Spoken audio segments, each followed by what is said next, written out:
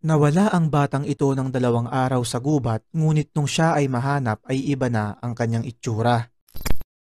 Mga kaibigan, noong June ng 2022 ay bigla na lang nawala ang 3 gulang na batang si Ryker Webb sa northwestern Montana. Agad naman silang nagpadala ng rescue team upang siya ay hanapin hanggang sa natagpuan nga nila ito makalipas ang 2 araw. Ang nakakapagtaka dito ay tila naging kapansin-pansin ang pagbabago ng kanyang itsura, pati na ang suot nito nung huli siyang makita.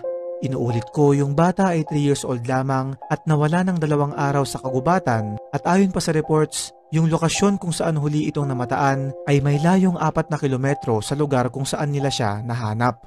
May mga teorya na nagsasabing baka raw naging parte ito ng isang cloning experiment at ibang bata na yung kanilang natagpuan dahil imposible raw na makasurvive ito ng 2 araw dun sa gubat na punong-puno ng mababangis na hayop habang walang pagkain, tubig at bahay na masisilungan.